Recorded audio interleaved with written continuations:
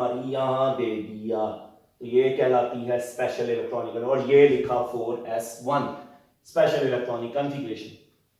फिर इसी तरह से 4s2 3d5 5 अनपेयर स्टेबिलिटी का केस, इलेक्ट्रॉन जगह अवेलेबल हो, इलेक्ट्रॉन लदर लदर रहना पसंद करते हैं, वो प्रिंसिपल के तहत। इसी तरह से जब 3d5 हो गया, 3d6 की बारी हुई, तो ये तो पहले ही पेयर है, अगला पेयर इसमें गया, फिर उससे अगला पेयर इसमें गया, फिर इसमें गया, फिर यहां स्पेशल इलेक्ट्रॉनिक इसने इसको उधार दिया, और आपको पता है इस केस में d क्या हो जाता है 10, और इस केस में d क्या हो जाता है 5, और स्पेशल इलेक्ट्रॉनिक कॉन्फ़िगरेशन अचीव होती है। तो बताने का मकसद ये इलेक्ट्रॉनिक कॉन्फ़िगरेशन का एक टेबल है।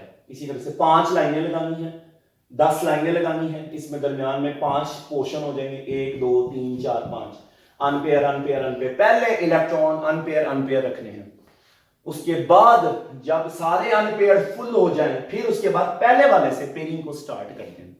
ये सब की एक इलेक्ट्रॉनिक कॉन्फ़िगरेशन का स्केच आपके पास जेहन में होनी चाहिए। मोस्ट इंपॉर्टेंट इलेक्ट्रॉनिक कॉन्फ़िगरेशन मैंने आपको किसकी बताई है, क्रोमियम की, और किसकी बताई है, कॉपर की, जिसमें आप यहां देख सकते हैं, देखें डी पूरा कंप्लीट कर दिया और डी पूरा कंप्लीट हो गया। हाँ, ये डी हाफ फील्ड वाला है, ये डी फुल फील्ड वाला है। जो फुल फील्ड वाला डी है वो और ज्यादा स्टेबल होगा बनिस्बत हाफ फील्ड वाले, क्योंकि उसके अंदर गुंजाइश है इलेक्ट्रॉन और लेने की। जितने इलेक्ट्रॉन डी में ऐड अप होते रहते हैं उतनी डी की स्टेबिलिटी बढ़ती जाती है।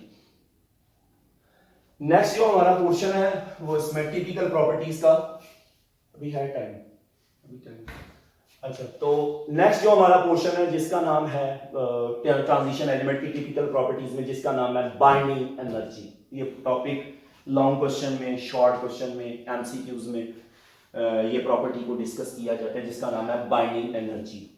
अब बाइंडिंग एनर्जी किस पे डिपेंड करती है? बाइंडिंग एनर्जी डिपेंड करती है एस में इलेक्ट्रॉन कितने हैं और डी में अनपेयर इलेक्ट्रॉन कितने हैं। अगर एस के इलेक्ट्रॉन हिस्सा लें बॉन्ड बनाने में, डी के इलेक्ट्रॉन भी हिस्सा लें बॉन्ड बनाने में, इसका मतलब है बाइंडिंग बढ़ जाएगी, पकड़ने वाले ज्यादा हो जाएंगे, बाइंडिंग्स बढ़ जाएंगी। जब बाइंडिंग्स बढ़ जाएंगी तो नो डाउट एक वक्त में एटम ज्यादा बॉन्ड बना पाएगा, जितना ज्यादा बॉन्ड बना पाएगा उतना ज्यादा उसका मेल्टिंग एंड बॉइलिंग पॉइंट भी होगा। तो इसमें कोई शक नहीं कि हम इस पूरी सीरीज को देखते हैं बाइंडिंग एनर्जी। हमेशा याद रखें binding energy number of unpair electron and available electron in S sub shell depend करती है। देखो इसके एस में 2 है, डी में 1 है, 3 बॉन्ड बना सकता है। एस में 2 है, डी में 2 है, 4 बॉन्ड बना सकता है। एस में वेनेडियम में एस में 2 है, डी में 3 है, और ज्यादा बॉन्ड बना सकता है। इसका मतलब है इसकी बाइंडिंग एनर्जी इंक्रीज करेगी। अगर आप इसको देखो, इसमें तो आप रोला डालेंगे, डी में 5 है, ये और ज्यादा बॉन्ड बना सकता है। जिसका मतलब है इसमें कोई शक नहीं कि जितने number of unpair electron D sub shell में बढ़ते जाएंगे और एस के इलेक्ट्रॉन जितने अवेलेबल होंगे, इसमें कोई शक नहीं बाइंडिंग एनर्जी बढ़ेगी। इसका मतलब है आप तो ये सोच रहे होंगे sir scandium, titanium, vanadium, chromium, magnesium सबसे ज्यादा तो बाइंडिंग एनर्जी सर क्या ख्याल है क्रोमियम की होनी चाहिए। दुनिया सारी यही सोचेगी सर 5 अनपेयर है और एस भी खाली है, ये तो बॉन्ड बहुत ज्यादा बनाएगा। खैर यहाँ पे एक स्पेशल एनॉमली, अभी उसको डिस्कस करते हैं। अच्छा, असूल दुनिया तो यही कहती है कि जी वैनेडियम और क्रोमियम और मैग्नीज तक बाइंडिंग एनर्जी बढ़नी चाहिए, बढ़नी चाहिए, बढ़नी चाहिए, क्योंकि नंबर ऑफ अनपेयर इलेक्ट्रॉन नजर आ रहे हैं बढ़ रहे हैं। जितने अनपेयर इलेक्ट्रॉन ज्यादा होंगे उतनी बाइंडिंग एनर्जी इंक्रीज होगी। अब जरा इधर आ जाए, इसका मतलब है हम एक जनरलाइजेशन बना सकते हैं। ये दरमियान में एक लाइन लगाई है कि 3b से 6b तक ऐसा लग रहा है बाइंडिंग बढ़ रही है, बाइंडिंग बढ़ी बढ़ी बढ़ी बढ़ी। उसके बाद क्या हुआ, यहां पे इलेक्ट्रॉन क्या होने लगे, पेयर। जब इलेक्ट्रॉन पेयर अप होते हैं तो बाइंडिंग एनर्जी कम होती है। देखो यहां पे 1 पेयर गया, यहां पे 2 पेयर हो गए, यहां पे 3 पेयर हो गए, यहां पे 4 पेयर हो गए। जैसे पेयर ज्यादा होते जाएंगे अनपेयर कम होते जाएंगे, अनपेयर कम होते जाएंगे, बॉन्ड बनाने का क्राइटेरिया कम होता जाएगा, तो बाइंडिंग एनर्जी डिक्रीज करती जाएगी। ऐसा लग रहा है कि बाइंडिंग एनर्जी यहां से यहां तक, स्कैंडियम से क्रोमियम तक बाइंडिंग बढ़ती जा रही है, बढ़ती जा रही है, और मैंगनीज तक बढ़ी, और उसके बाद क्रोमियम तक बढ़ी, 6b तक बढ़ी, और फिर उसके बाद इलेक्ट्रॉनों ने क्या होने लग गए, पेयर। जब इलेक्ट्रॉन पेयर होने लग जाएंगे तो उनकी स्पिन आपस में कैंसिल हो जाएगी, अनपेयर अवेलेबल नहीं होंगे। जब अनपेयर नहीं अवेलेबल होंगे तो वो बाइंडिंग एनर्जी को डिक्रीज कर देंगे। तो बुक में साफ लिखा है कि बाइंडिंग एनर्जी तीसरे बी से छठे बी तक बढ़ती है और उसके ऑनवर्ड 2b तक बाइंडिंग एनर्जी कम होती है, क्योंकि यहां से यहां कम क्यों होती है, पेयरिंग का मसला स्टार्ट हो जाता है। Pairing start, pair pair pair pair pair pair, क्या कम, अनपेयर। जब अनपेयर कम होंगे तो बाइंडिंग एनर्जी डिक्रीज करेगी। इसका मतलब है 3b से 6b तक बाइंडिंग बढ़ेगी और 6b के ऑनवर्ड 2b तक बाइंडिंग एनर्जी डिक्रीज करेगी। Binding energy increases from 3b up to middle of the 3d series, that is up to 6b, and then onward binding energy sharply decreases because of the greater number of paired electron and the lesser number of unpaired electron. When the electrons become unavailable, they will be no longer be available for the bonding criteria. So लेकिन यहां पे जो graph है बड़ा ही special किस्म का graph draw हुआ है। ये पोटाशियम है, इसके पीरियड का पिछला एलिमेंट, फिर उसके बाद कैल्शियम, ये देखें सेकेंडियम, ये आ गया सेकेंडियम 3b का, फिर टाइटेनियम और फिर उसके बाद आ गया वनेडियम। आप तो सिर पकड़ के बैठ जाएंगे, सर आपने कहा क्रोमियम में तो 5 एम्पियर है, लेकिन आपको ये भी बताया था कि D5 में क्या हो जाता है, स्टेबल। जब D5 में स्टेबल हो जाता है उसका बॉन्डिंग क्राइटेरिया खत्म हो जाता है, वो नहीं चाहता मैं किसी भी तरीके से बॉन्ड बनाऊं। दुनिया सारी यही सोचेगी कि binding energy scandium, titanium, vanadium, chromium की बाइंडिंग एनर्जी ज्यादा होनी चाहिए, पर गलत। बाइंडिंग एनर्जी सबसे ज्यादा इस वक्त 3d सीरीज में वनेडियम की है।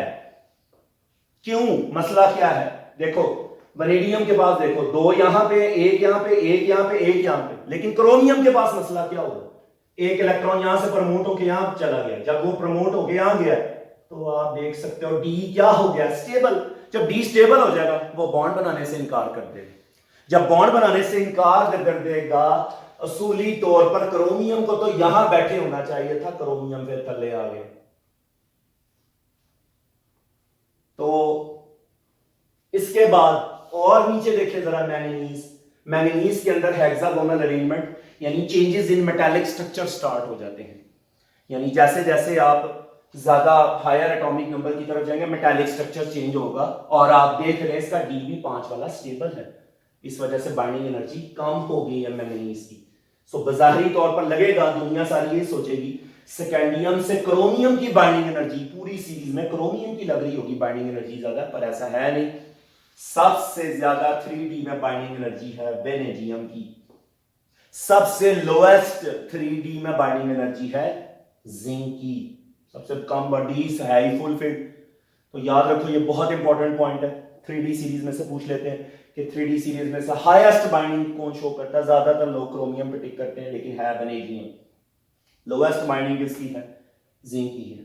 शार्प एबनॉर्मेलिटी यहां से स्टार्ट हो रही है क्रोमियम की, जिसमें D स्टेबल हो गया, D स्टेबल हो गया, D स्टेबल हो गया, साथ ही बाइंडिंग एनर्जी नीचे आ गई। और ये changes of metallic structure in manganese है, बुक में मेंशन है। जैसे जैसे हायर इलेक्ट्रॉन्स की तरफ शिफ्ट करते हैं, मैंगनीज में हायर इलेक्ट्रॉन्स बढ़ने से एक तो D स्टेबल पैदा हो जाएगा, और D के स्टेबल होने से इसके मेटालिक स्ट्रक्चर में चेंजेस रूनुमा होंगे, और इस मेटालिक स्ट्रक्चर में चेंजेस होने की वजह से इतना ज्यादा इसका शार्प डिक्रीज जो है वो यहाँ पे रिपोर्ट किया गया। उसके बाद फिर थोड़ी सी बाइंडिंग फिर इंक्रीज करती है, फिर थोड़ी सी इंक्रीज करती है, फिर निकल, फिर कॉपर, और एंड में करके सबसे लोएस्ट बाइंडिंग इस वक्त इस पूरी सीरीज की है जिंक, सबसे हाईएस्ट बाइंडिंग इस पूरी सीरीज की है वनेडियम।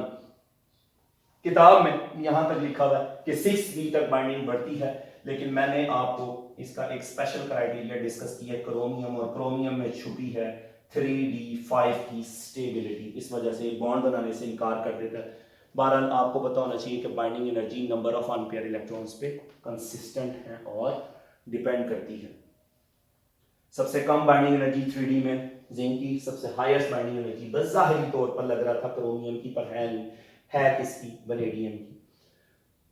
और अगर हम इस सीरीज की बात करते हैं लैंथैनम, हफनम, टैंटलम, टंगस्टन, रिनियम, ऑस्मियम वगैरह की, इसमें अगर देखा जाए बुक में वाज़ेह लिखा है ये 5D सीरीज है। अब 5D का साइज 3D के साइज से जरा बड़ा होता है, तो जब ज्यादा बड़ा साइज होगा ऑर्बिटल का, इलेक्ट्रॉन न्यूक्लियस से जरा परे परे होंगे, तो अगर इलेक्ट्रॉन न्यूक्लियस से परे परे होंगे तो वो ज्यादा लेस स्टेबल होंगे, बॉन्ड बनाने में हिस्सा ले पाएंगे। इसका खास ख्याल आप लोगों ने रखना है। इसका यहां से यहां तक हाईएस्ट है, लेकिन इनके ये 4 क्राइटेरिया जो मैंने यहां पे बताए हैं, इनके यूट्रियम का, मोलिब्डेनम तक, लैंथेनम का, टंगस्टन तक, यानी 6V तक एग्जैक्ट बनता है। बुक वाली बात बिल्कुल 6 दुरुस्त है कि 3B से 6V तक बाइंडिंग एनर्जी वाकई इंक्रीज करती है। हाँ, यूट्रियम से मोलिब्डेनम तक बाइंडिंग बढ़ेगी, लैंथेनम से टंगस्टन तक बाइंडिंग एनर्जी बढ़ेगी, लेकिन इसमें सेकेंडियम की वेनेडियम से जरा थोड़ी नोकझोंक है, क्योंकि इसका 3D5 स्टेबल हो जाता है। तो बंदा पूछेगा इनका 4D5 भी स्टेबल हो जाता है, इनका 5D5 भी स्टेबल होता है, लेकिन मसला यह है कि 5D5 का साइज बहुत बड़ा होगा। जब उसका साइज बहुत बड़ा होगा, वो इलेक्ट्रॉन से लेस अट्रैक्टेड होगा। उसके इलेक्ट्रॉन अगर थोड़े बहुत स्टेबल हो भी पाए तो वो ओके सोके किसी तरीके से बॉन्ड बनाने में इन्वॉल्व हो जाएंगे। इसलिए इस पूरी सीरीज में हाईएस्ट बाइंडिंग एनर्जी टंगस्टन को किया गया, सिर्फ इसका वेनेडियम तक, इसकी मोलिब्डेनम, इसकी टंगस्टन, और लोएस्ट तो फिर आपको पता ही है कैडमियम और मरकरी की है। ये देख सकते हैं ग्राफ, सीजियम, बेरियम, लैंथेनम, हफनम, टैल्टलम और tungsten top of the priority. अब ये नहीं यहाँ पे स्पेशल करके यहाँ पे कोई डिप नहीं आया, स्पेशल एनॉमली नहीं आई, टंगस्टन का सबसे हाईएस्ट है, और फिर रीनियम, फिर ऑस्मियम, फिर इरिडियम, प्लाटिनम, गोल्ड, और एंड में करके क्या आया, मरकरी आया। मरकरी की सबसे लीस्ट बाइंडिंग है, डी सारा का सारा भरा हुआ है, एस भी सारा का सारा भरा हुआ है। इसका मतलब है कि वो अपनी कॉमन ऑक्सीडेशन स्टेट में डी वैसे भी नॉन टिपिकल प्रॉपर्टी शो करेगा, सबसे लेस बाइंडिंग शो करेगा। तो याद रखो स्टूडेंट, 3D में हाईएस्ट बाइंडिंग लगता है क्रोमियम की है, पर है वनेडियम की। लोएस्ट बाइंडिंग जिंक की है। 4D और 5D सीरीज में जिस तरह बुक की बात लिखी हुई छठे बी तक की, वो एग्जैक्ट बात दुरुस्त है। मतलब 5D में टंगस्टन तक हाईएस्ट बाइंडिंग है, क्योंकि इसके 5D इलेक्ट्रॉन की इन्वॉल्वमेंट हो जाती है, शेल बड़ा हो जाता है, न्यूक्लियस से लेस अट्रैक्टेड हो जाता है, स्टेबिलिटी आती है, पर इतनी स्टेबिलिटी नहीं आती जितनी कि 3D के केस में आ जाती है। तो 5D के केस में ऐसी स्टेबिलिटी नहीं आ पाती, तो वो बॉन्ड बनाने में थोड़ा बहुत होशियार हो जाता है। तो बहरहाल ये बाइंडिंग एनर्जीज की सारा जो टॉपिक है डिपेंड करता है नंबर ऑफ अनपेयर इलेक्ट्रॉन। जितने ज्यादा अनपेयर इलेक्ट्रॉन अवेलेबल होते रहेंगे, दरमियान तक 6D तक अनपेयर बढ़ते हैं, पेयर्ड कम होते हैं, बाइंडिंग बढ़ती है। उसके बाद पेयरिंग का क्राइटेरिया, ये देखिए स्पेशल क्राइटेरिया यहाँ पे शो किया, ये पेयरिंग पेयरिंग पेयरिंग पेयरिंग, ऐसे लगता है जैसे ट्राइंगल बन गया, ये ट्राइंगल बन गया पेयरिंग का। तो पेयरिंग जैसे जैसे स्टार्ट हुई, बाइंडिंग एनर्जी कम होने लगी। जैसे जैसे अनपेयरिंग स्टार्ट हुई, यहां से यहां अनपेयरिंग अनपेयरिंग अनपेयरिंग, वैसे वैसे बाइंडिंग इंक्रीज की।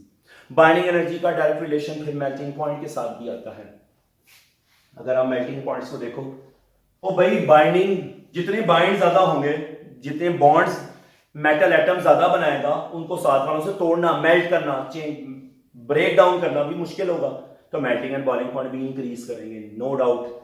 ये ग्राफ बना हुआ है यहाँ पे इस 3D सीरीज का, ये 3D सीरीज का ग्राफ बना हुआ है। Potassium, calcium, scandium, titanium, vanadium, special anomaly, chromium नीचे है, फिर क्रोमियम नीचे है, यहाँ पे भी क्रोमियम नीचे है, मेल्टिंग पॉइंट ज्यादा वैनेडियम का है 3D सीरीज में। ये भी बात एमसीक्यूज में आ सकती है। इस सारी सीरीज में से भी हाईएस्ट मेल्टिंग पॉइंट वैनेडियम का होगा, और इन सारी सीरीज में से भी हाईएस्ट मेल्ट, जिसकी बाइंडिंग ज्यादा उसका मेल्टिंग पॉइंट ज्यादा। तो 5D सीरीज में भी टंगस्टन का मेल्टिंग पॉइंट ज्यादा होगा, 4D सीरीज में भी मोलिब्डेनम का मेल्टिंग पॉइंट ज्यादा होगा। मेल्टिंग पॉइंट्स भी बाइंडिंग एनर्जीज पर डिपेंड करती है। यही ग्राफ है, ये स्पेशल एनोमली का ग्राफ है। क्रोमियम नीचे आ गया, मैंगनीज में चेंजेस इन मेटालिक स्ट्रक्चर पैदा हुए जो यहां पैदा हुए थे। तो जो मेटालिक स्ट्रक्चर में जैसे ही चेंजेस पैदा होंगे, तो जाहिर सी बात है उसके मेल्टिंग पॉइंट में भी वेरिएशन आएगी, उसके बाइंडिंग एनर्जी में भी वेरिएशन आएगी। तो ये दो प्रॉपर्टीज आज के लेक्चर में हमने कवर की हैं, binding energy and melting point. 3D में से हाईएस्ट किसका है, लोएस्ट किसका? लोएस्ट हमेशा 2B का होगा स्टूडेंट्स, जिंक, कैडमियम, मरकरी का, और इसमें स्पेशल एनोमलीज के साथ वेनेडियम, मोलिब्डेनम एंड टंगस्टन का।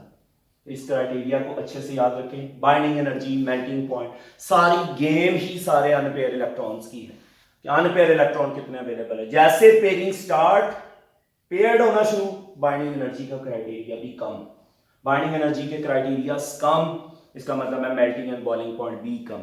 तो melting point and boiling point भी कम होंगे। इस सीरीज में हाईएस्ट मेल्टिंग वेनेडियम शो करेगा, इस सीरीज में मोलिब्डेनम, इसकी सीरीज में tungsten, because of the reason क्योंकि इनकी बाइंडिंग एनर्जी ज्यादा, बाइंडिंग एनर्जी डायरेक्ट है relation melting point and boiling point. 3D में हाईएस्ट मेल्टिंग वेनेडियम शो करता है और लोएस्ट वो तो 2B, वो तो पहले निशाने पे ग्रुप है क्योंकि उसका एस भी देख लें कंप्लीट नजर आए कि डी भरा हुआ। प्रॉब्लम ये है तो डी के स्टेबिलिटी केसेस मैंने आपको बताया, डी की इलेक्ट्रॉनिक कॉन्फ़िगरेशन से डी हमेशा चाहता है मेरे औखे सौखे बाहर वाले शेल में डी में 5 हो जाए या किसी औखे सौखे तरीके से 10 हो जाए, ताकि मैं क्या हासिल कर पाऊं, स्टेबिलिटी का इशू। इसी तरह से हाँ एक और बात बता दूं, एफ में, एफ या तो 7 में खुश होता है या तो 14 में खुश होता है। इस तरह डी है ना, मतलब डी में हो गए 10 इलेक्ट्रॉन, हाफ फील्ड क्या हो गया 5 इलेक्ट्रॉन, फुल फील्ड क्या हो गया 10 इलेक्ट्रॉन। इस तरह से एफ में हो गया 14 का हाफ क्या हो गया 7 हो गया हाफ फील्ड इलेक्ट्रॉन, 14 हो गया फुल फील्ड इलेक्ट्रॉन। ये भी एफ वाले भी यही चाहते हैं किसी तरीके से हमारा ये पूरा हो जाए, हम स्टेबल होके बैठ जाए, बॉन्डिंग कम से कम हमें करनी पड़े। तो आज हमने अपने क्राइटेरिया में ट्रांजिशन एलिमेंट्स का कॉन्सेप्ट्स पढ़ा, इनकी पोजीशन को स्टडी किया, इनको ये स्टडी किया कि मतलब इनको एस से पी ब्लॉक के दरमियान रखा जाता है और इनकी प्रॉपर्टीज इन ट्रांजिशन क्यों रखी जाती हैं, इनको डी ब्लॉक क्यों बुलाया जाता है। आने वाले लेक्चर में आपको ये भी बताऊंगा, ये सारा क्राइटेरिया आउटर ट्रांजिशन का है, ये सारा क्राइटेरिया इनर ट्रांजिशन का। फिर हमने आज का एक बड़ा इंपॉर्टेंट क्वेश्चन किया, what are typical transition element, non typical transition element. Circular board में इसका शॉर्ट क्वेश्चन भी आ सकता है, ठीक है। ज्यादातर एमसीक्यूज बनते हैं, 2B से एमसीक्यू बन जाएंगे, 3B से एमसीक्यू बन जाएंगे, दरमियान में से कोई पूछ लेंगे, 4 एलिमेंट दे के पूछ लेंगे, इनमें से चारों में से बताएं टिपिकल कौन है, नॉन टिपिकल कौन है। तो उनकी रट्टा लग जाएगा, 2B और 3B पक्के पक्के जो नॉन टिपिकल है, दरमियान में सारे टिपिकल एलिमेंट्स आ जाएंगे। इनकी electronic configuration, special electronic configuration discuss की है, जो क्रोमियम एंड कॉपर की है, उनको अच्छे तरीके से देखें, उनकी कॉमन ऑक्सीडेशन स्टेट्स को स्टडी किया। बाइंडिंग एनर्जी और मेल्टिंग पॉइंट का टॉपिक आपसे लॉन्ग क्वेश्चन में एक्सपेक्टेड है, मतलब ट्रांजिशन एलिमेंट्स की प्रॉपर्टीज को एक्सप्लेन करने के लिए 6 चैप्टर में से लॉन्ग क्वेश्चन बनता है। बाइंडिंग एनर्जी 4-5 और प्रॉपर्टीज देके पूछ लेगा, ग्राफ आपको लाजमी लॉन्ग क्वेश्चन के लिए अटेम्प्ट करना पड़ेगा, स्पेशल एनोमली को हाईलाइट करना पड़ेगा, इसके बारे में लिखना पड़ेगा, इसमें चेंजेस ऑफ मेटालिक स्ट्रक्चर है, सिमिलरली मेल्टिंग पॉइंट का ये चैप्टर। टंगस्टन के बारे में बता देना क्योंकि उसके अंदर डी बहुत बड़ा हो चुका है, 5D का साइज 3D के साइज से बहुत बड़ा है, इलेक्ट्रॉन बहुत परे परे हो चुके हैं न्यूक्लियस से, तो उसकी इन्वॉल्वमेंट हो जाती है बॉन्ड शॉन्ड बनाने में, सो उसकी बाइंडिंग एनर्जी जो है वो ज़्यादा। तो इंशाल्लाह अब जो हमारा कल का लेक्चर होगा उसमें हम ट्रांजिशन एलिमेंट्स की मज़ीद प्रॉपर्टीज़ को स्टडी करेंगे, जिसमें हमारे पास oxidation state, paramagnetic character, diamagnetic character रहेंगे। आज का टॉपिक बहुत इंपॉर्टेंट था, जिसमें आपने इलेक्ट्रॉनिक कॉन्फ़िगरेशन को सीखा, इसके कॉन्सेप्ट्स को सीखा, इसमें से बहुत ज़्यादा पोर्शन 100S का इंक्लूड है। तो ये अच्छे तरीके से तैयार कीजिएगा। इसके स्केच को मैंने कोड जो आपको बताए, सस्ती वैन कार में फीको निकोजैन, वो कोड याद गेन कर लीजिएगा। यारी ज़रा निभाना मोहतक, technetium, ruthenium, rhodium, silver and cadmium, ला हफ्ता वरना सामा को ईरान में पटवाऊंगा। कोड ये बेशुमार किस्म के हो सकते हैं याद करने के लिए, वटेवर एल्स आप याद करें, लेकिन सीरीज याद होनी चाहिए, मगर 3D सीरीज पूरी आपको याद होनी चाहिए। तो अब कल जो हमारा लेक्चर होगा वो स्पेशल ऑक्सीडेशन स्टेट से रिलेटेड और पैरामैग्नेटिक करैक्टर से, बिहेवियर से रिलेटेड होगा।